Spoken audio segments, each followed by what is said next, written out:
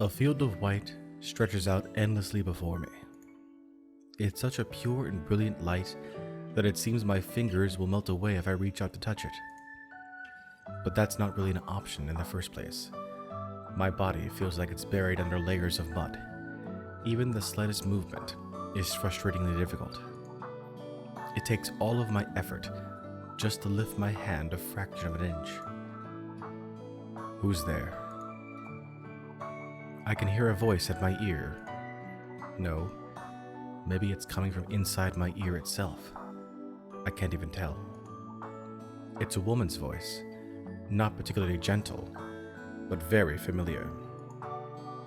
Is she speaking a name? Telling me something? I want to know, but the words fade in and out of audibility, slippery and evasive.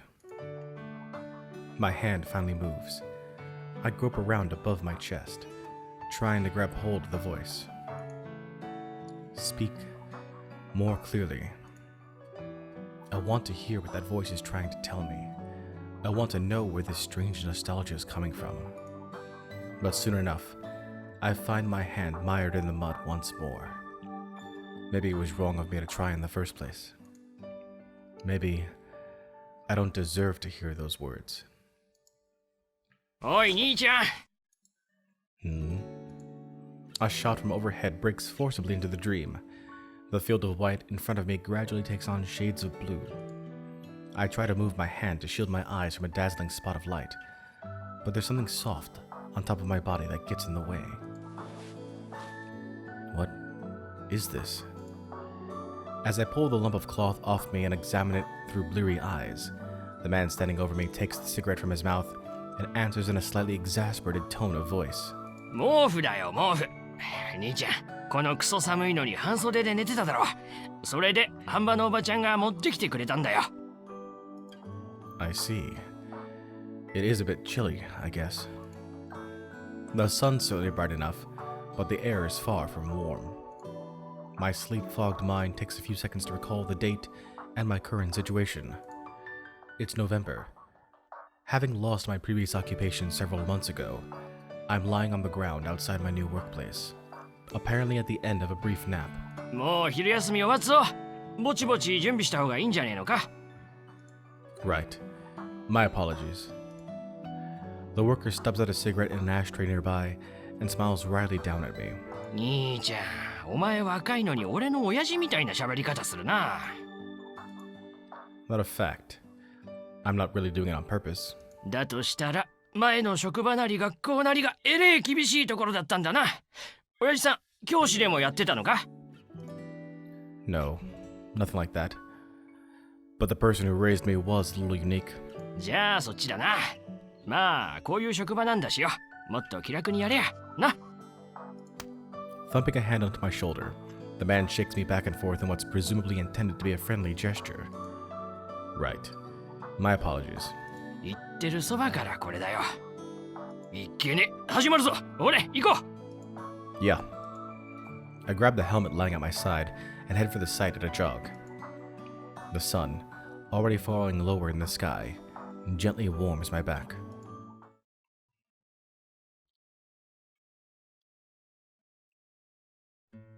In television dramas and such, fugitives on the run from something or other often head straight for the sleepiest stretch of countryside they can find.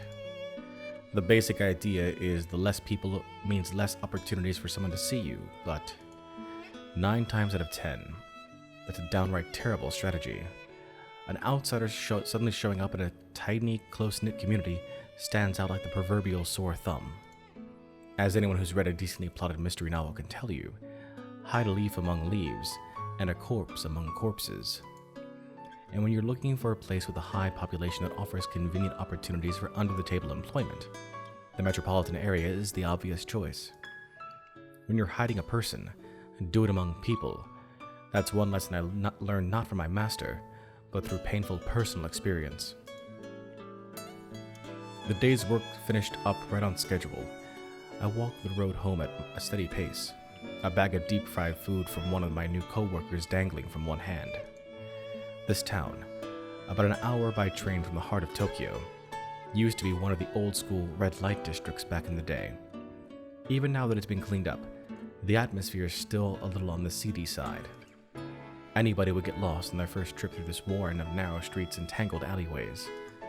Not the most convenient town to live a normal life in, but right now, it's exactly what we need. Nothing seems off today either. With small movements of my eyes, I observe the appearances and behavior of the people around me. Apart from checking for possible surveillance personnel, I'm looking for changes in the neighborhood shops and restaurants. Anything even slightly different from yesterday warrants careful scrutiny. Although it's pure habit by now, this still involves a good deal of mental focus and emotional strain. Honestly, pretty rough when I'm coming home physically exhausted from a long day of manual labor. Still, letting down my guard isn't an option. We're tucked away pretty discreetly here. There are definitely people looking for us, and a single coincidence could completely overturn the status quo. Quietly repeating that fact to myself, I take yet another look around. I overlap my memorized images from yesterday with the street before my eyes and compare the two carefully. About 15 minutes walking distance from the station, I slip through a pair of alleyways, then enter a small apartment building. There are more straightforward routes home, but I've been deliberately taking a tangled path to make life a little harder for anyone who tries to follow. After a slow, watchful climb up the stairs, I unlock the door marked 203 and enter the room. I'm back.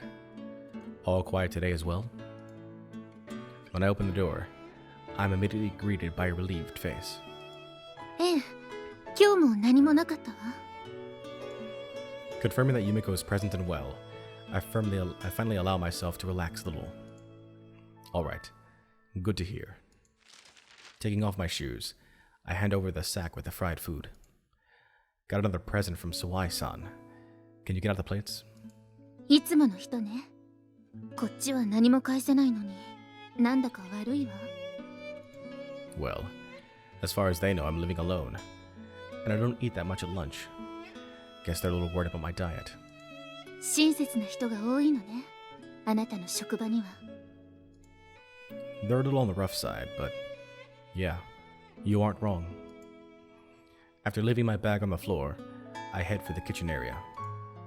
I'll warm it up and throw something together. ええ、わかったわ。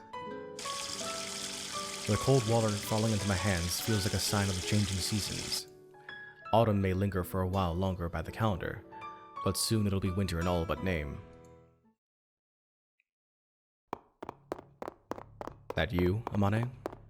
Yeah, I got Sakaki out of there. Sorry about the hassle. I'll be getting in touch again at some point, but I had Sakaki throw her cell away. Keep in mind, we won't be able to answer your calls from your end for the moment. Also, tell Sacho I'm sorry about the bike. I'll compensate her as soon as I get the chance. Alright, hanging up now. スオさん？ Yeah, the others made some real contributions to the rescue operation. そう。また私、みんなに。 This isn't the time to be feeling guilty. For the moment, let's just focus on getting ourselves somewhere where they can't track us down. 当てはあるの？ I've made some preparations for a rainy day scenario. We'll stop by there first. Still pulling Yumiko along, I looked over to meet her eyes. Don't worry. It's going to be all right. Trust me. She answered while squeezing my hand powerfully in hers. 連れ去られましたで済む問題か。ヘリや飛行機まで飛ばしながらこのざまとは、お前たちは寝ながら警護していたのか。申し訳ございません。あの男がまさかあんな想定外の行動に出るとは思わず。その想定外に備えるのがお前たちの仕事だろうが。もういい。さっさと探しに行け。死ぬ気で行け。はい。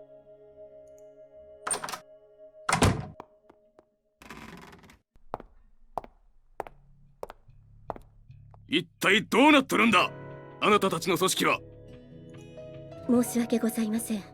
当該の件につきましては、現在こちらも全力で対応に当たっております。さっさと捕まえて殺したりなんなりしろ。ことが大きくならないうちに早急に解決させるんだ。一つ質問があるのですが、よろしいでしょうか。なんだね。どうして警察に通報なさらないのでしょうか。これは誘拐事件です。社長なら言うまでもなく警察関係者とのパイプもございます。早期解決を目指すとのことでしたら、私どもの組織や独自ルートに頼らずともその方が。無理だと知っていて言っているのか。いえ、私には分かりかねます。今は会社にとっても私にとっても大切な時期だ。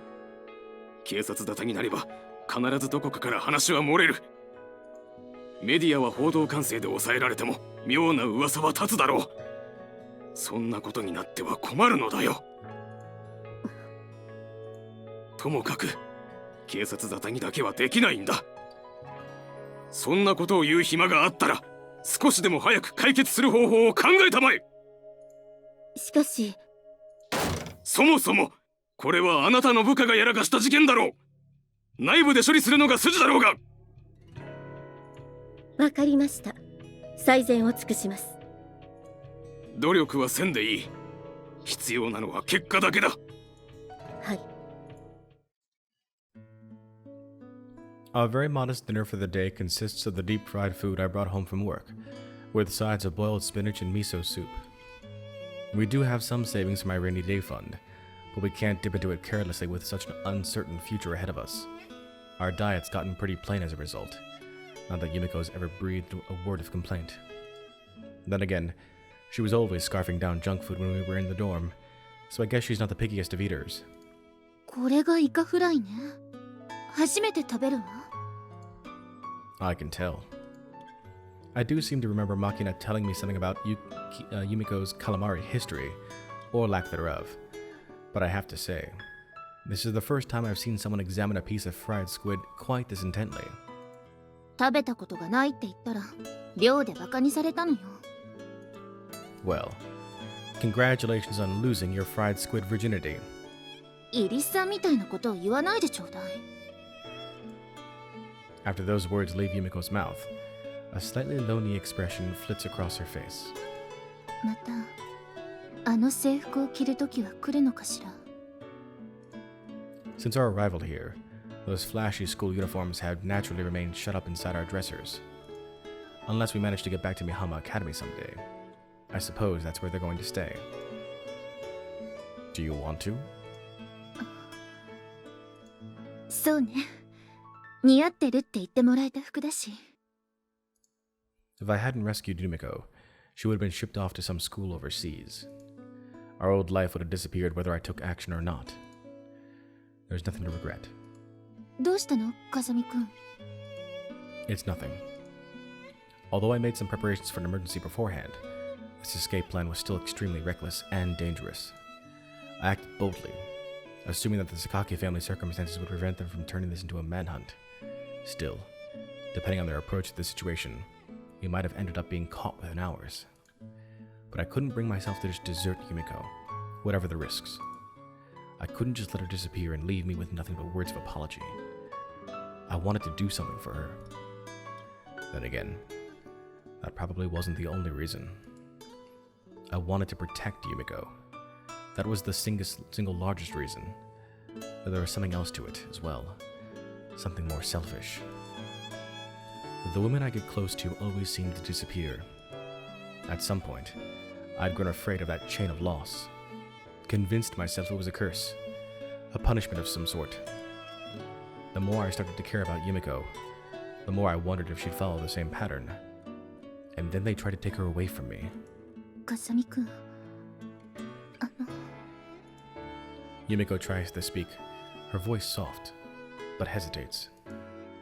Reading the atmosphere, I answer before she can continue. Were you about to apologize again, Yumiko? Looks like I hit the bullseye. She lowers her eyes from mine awkwardly. Thought I told you to cut out with that. でも私のせいで風見くんに迷惑をかけたし、今もこうして気を使わせてる。 Yumiko. I interrupt her halfway through a sentence with a slightly forcible tone. I decided to protect you, and you decided to come with me. There's nothing to be ashamed of, and nothing to apologize for. 風見くん Look, Yumiko, you're finally your own person now. So for the moment, why not think about yourself? I'd imagine you've got a pretty decent backlog to work through on that front. そうよね Yumiko nods firmly. Probably came off as pretty pompous there, but those words were directed at myself as much as her. What's driving me forward right now? It's absolutely true that I want to protect Yumiko and do what's best for her. And underneath those clear feelings, there's a number of hazier emotions I don't quite understand myself. When I took her out of that plane, I told her we'd search for an answer. I thought it was the word Yumiko needed to hear most after all those years lost in the fog. But I'm starting to think that applies just as much to me. Here, Yumiko, eat that one too. うん I can't allow my uncertainty to make Yumiko uneasy as well. For the moment, I'm going to try and keep the pensive reveries to a minimum.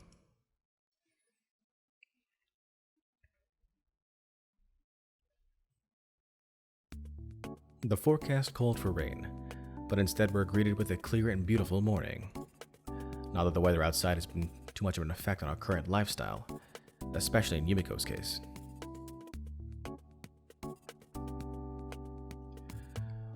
Are these all ones you finished already? I just saw a sizable pile of hardcover books sitting at Yumiko's bedside. ええもう読んでしまった後だから風見くんが読まないのだったら返却しても構わないわ Yeah. Alright. 何か気になることでもあったかしら No. I was just trying to remember when they're due back at the library. そう Yumiko's currently a fugitive of sorts. Naturally, that restricts her freedom of movement. She leaves the apartment mostly at night, when few pedestrians are around, and only when I've given her the all clear. The vast majority of her time is spent indoors. But of course, she'd go crazy just sitting around in here all day long. So I take periodic trips to the library to borrow her large quantities of books. Were these any good? ええ風見くんのチョイスがいいのかしらね興味深く読んでいるものばかりだし退屈に感じることはないわ It doesn't sound like Yumiko is saying that just for my sake. Probably her honest thoughts. That said, spending all this time alone must be a little rough emotionally. Yumiko was on her own more often than not when we were in the dorm, but she had a cell phone, easy access to the internet, and above all else, boisterous friends who kept things lively. By comparison, she's only got one antisocial man for company in this cramped apartment, and he's not even around for most of the day. There aren't many chances for us to do anything together. Gotta start thinking about the next move pretty soon. We can't keep up this lifestyle forever. A decisive solution is going to be necessary. Not that I really know what that would look like yet. I suppose there's no choice but to cautiously observe the Sakaki family's movements and piece together a strategy. The cell phone in my breast pocket buzzes quietly only once. Ever since the kidnapping, it hasn't been doing much of that. There aren't many people who know the number. Most of them are back in Mihama Academy's dorm, and I told them in no uncertain terms not to call, except in an outright emergency. Under these circumstances, there's only one plausible reason my phone would ring. Figures. Glancing at the screen, I nod to myself and get to my feet. 出かける Yumiko doesn't know who it's from, or even that I received a message. Probably a bit disconcerting to see me get up so suddenly for no apparent reason. Yeah, just for a while. そう Even so, at times like these, Yumiko never asks where I'm going or why. I guess that means she trusts me, but there's still a clear shadow of unease on her face. I'll be back in an hour or so. Lightly patting her on the head, I try to offer her a little reassurance. She must understand rationally that I'll be back soon enough, but it's only natural to feel a little unsettled when your only connection to the outside world vanishes. I casually descend the apartment stairs, then glance around the area as I head into an alley. After 2 quick left turns, I clamber over a rusted old gas meter and make my way down a shadowy lane to a dead end. This is a place I scouted out beforehand. It's a blind spot with, for from pretty much any angle with very little risk of being overheard. I lean against the far wall, take one last careful look around, then finally take out my phone. どう？そちらは何か変わったことはない？ JB's voice hasn't changed much since our escape. Same businesslike tone as always. There's an oddly upbeat song playing in the background, though. Sounds like she's got her mini component stereo on. We're not exactly thriving, but at least we have our health. 相変わらずおじいちゃんみたいな言葉を使うのね。バイト先で言われない？年相応の喋り方しろって。 When did Ichigaya start investing in mind-reading research? 研究しなくてもわかるわよ。ひとまず冗談が言える程度には元気なようね。逃亡者の割にはだけど。 JB intersperses her retorts with heavy, exasperated sighs. This incident has, of course, been an enormous nuisance for her as my boss. The case officer bears ultimate responsibility for their agent's actions.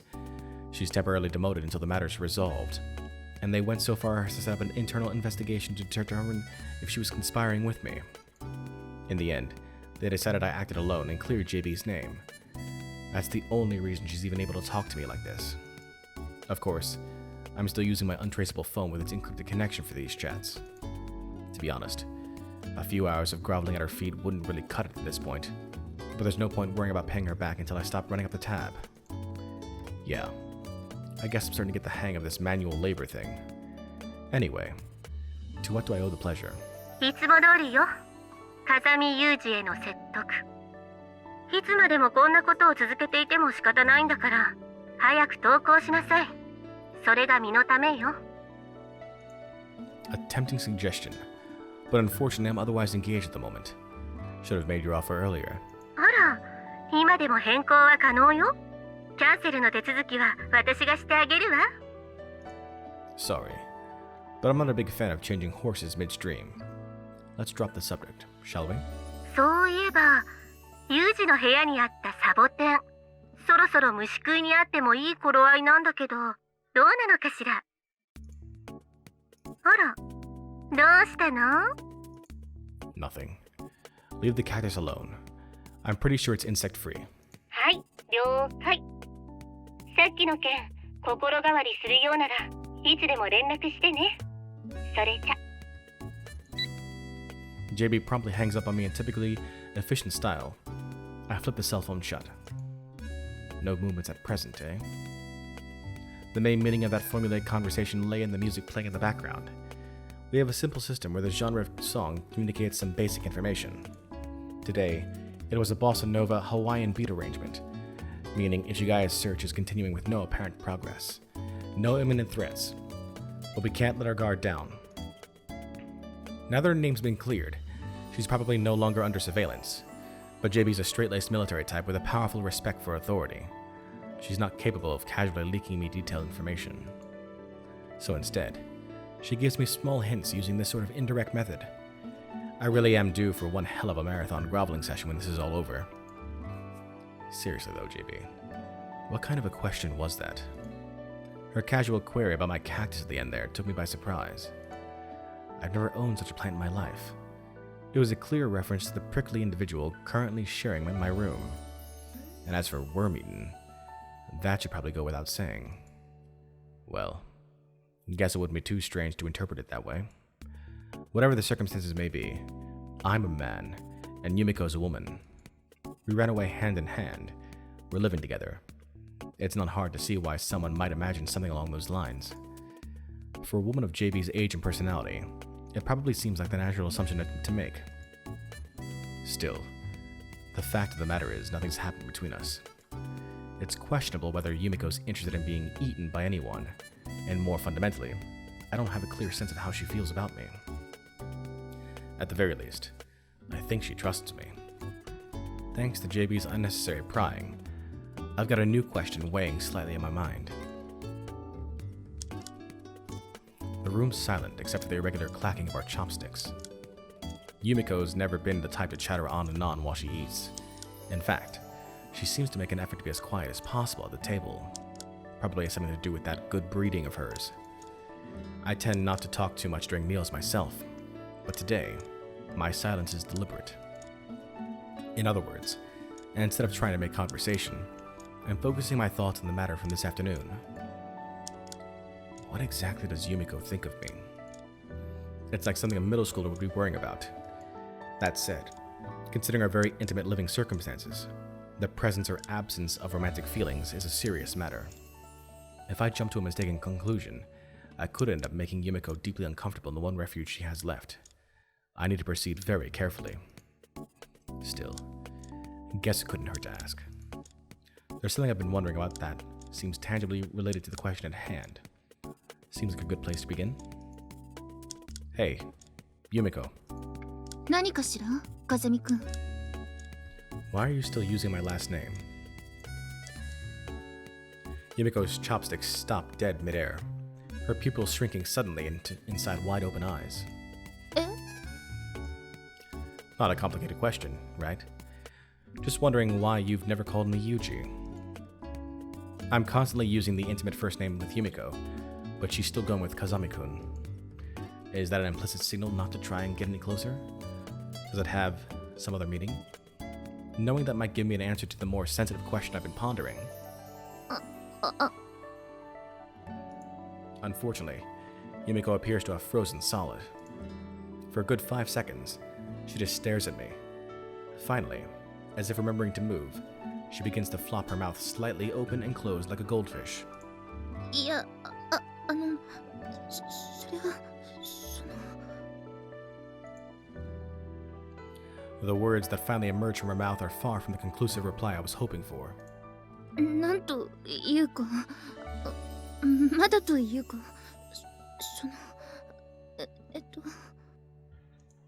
Staring down at her omelet as she pokes at it with her chopsticks, she mumbles vague non-answers. でも、どうしてあなたは急にそんなことを聞いたの？ Yumiko abruptly pivots to a question of her own in an attempt to regain control of the conversation. Being honest with her at this point would probably be a mistake.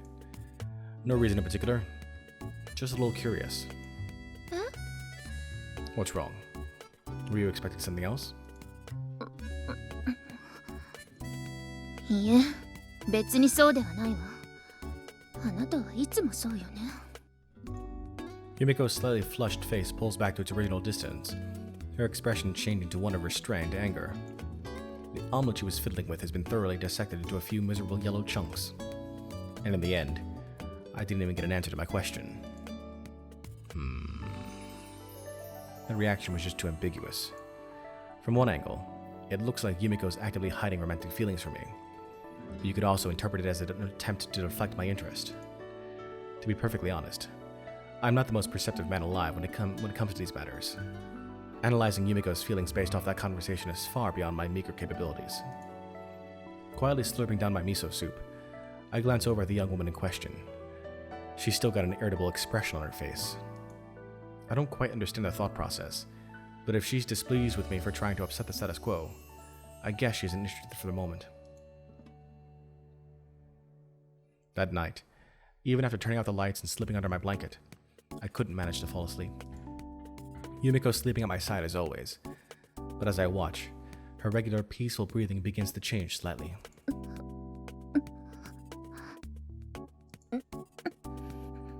Every once in a while, Yumiko grimaces and moans softly in her sleep.